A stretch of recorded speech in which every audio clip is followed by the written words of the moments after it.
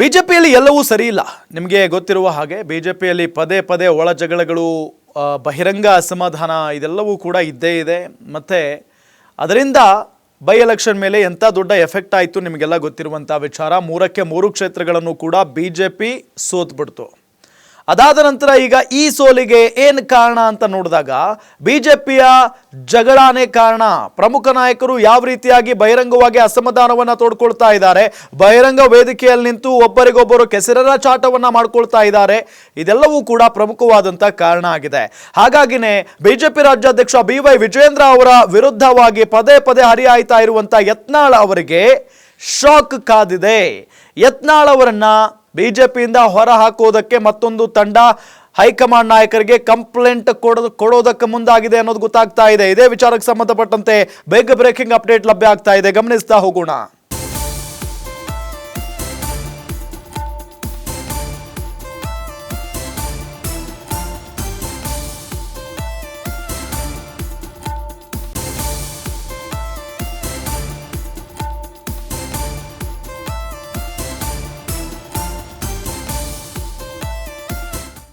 ವಿಜೇಂದ್ರ ವಿರುದ್ಧ ರೆಬೆಲ್ ಆಗಿರೋ ಯತ್ನಾಳ್ಗೆ ಶಾಕ್ ಆಗಿದೆ. ಭಿನ್ನಮತೀಯರ ನಾಯಕ ಯತ್ನಾಳ್ ವಿರುದ್ಧ ಹೈಕಮಾಂಡ್ಗೆ ದೂರು ದಾಖಲಾಗಿದೆ. ಯಾರಿಗೂ ಡೋಂಟ್ ಕೇರ್ ಎನ್ನದ ಯತ್ನಾಳ್ ವಿರುದ್ಧ ಆಕ್ರೋಶ. ಯತ್ನಾಳ್ ವಿರುದ್ಧ ಕ್ರಮ ಕೈಗೊಳ್ಳುವಂತೆ ಹೈಕಮಾಂಡ್ಗೆ ದೂರು ದಾಖಲಾಗಿದೆ. ಈಗಾಗಲೇ ಯತ್ನಾಳ್ ವಿರುದ್ಧ ರೆಡಿ ಆಯಿತು ಕಂಪ್ಲೀಟ್ ರಿಪೋರ್ಟ್. ಬಿಜೆಪಿಯಲ್ಲಿ ಇಷ್ಟೊಂದು ಕಿತ್ತಾಟ ಆಗ್ತಿದ್ರೆ ಹೇಗೆ?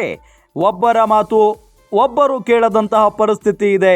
ಬಿಜೆಪಿ ಸಮರದಿಂದ ಕಂಗೆಟ್ಟ ಕಾರ್ಯಕರ್ತರು ಪರಿಸ್ಥಿತಿ ವಿಕೋಪಕ್ಕೆ ಹೋಗುವ ಮುನ್ನ ಎಚ್ಚೆತ್ತುಕೊಳ್ಬೇಕು. ಬಿಜೆಪಿ ಹೈಕಮಾಂಡ್ಗೆ ವರದಿ ಸಲ್ಲಿಸಲಿರುವ ರಾಜ್ಯ ಬಿಜೆಪಿ ವಿಜೇಂದ್ರ ವಿರುದ್ಧ ಪದೇ ಪದೇ ಕೆಂಡ ಕಾರ್ತಾ ಇದ್ದಾರೆ ಯತ್ನಾಳ್ ಅವರು.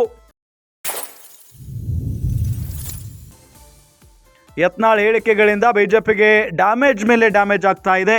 ಬಿಜೆಪಿಯಿಂದ ಔಟ್ ಆಗ್ತಾರ ಹಾಗಾದ್ರೆ ಶಾಸಕ ಯತ್ನಾಳ್ ವಿರುದ್ಧ ಬಿಜೆಪಿ ಯಾವ ಕ್ರಮ ಕೈಗೊಳ್ಳುತ್ತೆ? ಕುತೂಹಲ ಮೂಡಿಸಿದ ಬಿಜೆಪಿ ಹೈಕಮಾಂಡ್ ನಡೆ.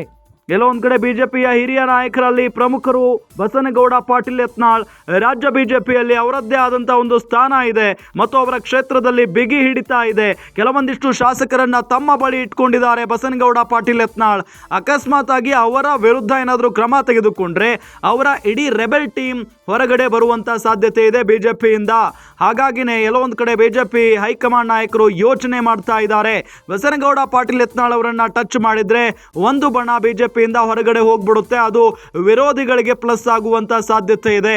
ಹಾಗಾಗಿನೇ ಯತ್ನಾಳ್ ಅವರ ಮೇಲೆ ಕ್ರಮ ಕೈಗೊಳ್ತಾರಾ ಇಲ್ವಾ ಅನ್ನೋದು ಈಗ ಕುತೂಹಲದ ಪ್ರಶ್ನೆಯಾಗಿದೆ. ಆದರೆ ಪದೇ ಪದೇ ಯತ್ನಾಳ್ ಅವರು BY ವಿಜಯೇಂದ್ರ ಅವರ ವಿರುದ್ಧ ಬಹಿರಂಗವಾಗಿ ಹರಿಹಾಯ್ತಾ ಇರುವುದನ್ನು ಗಮನಿಸ್ತಾ ಇದ್ರೆ ಮೇ ಬಿ ಈ ಒಂದು ಅಸಮಾಧಾನವನ್ನು ಶಮನ ಮಾಡುವಂಥ ಕೆಲಸಕ್ಕೆ ಹೈಕಮಾಂಡ್ ಮುಂದಾಗಬಹುದು. ಇಲ್ಲವಾದರೆ ಬಿಜೆಪಿಯಿಂದ ಯತ್ನಾಳ್ ಅವರನ್ನು ಕಿತ್ತು ಹಾಕುವಂಥ ಎಲ್ಲ ಲಕ್ಷಣಗಳು ಗೋಚರಿಸ್ತಾ ಇದ್ದಾವೆ.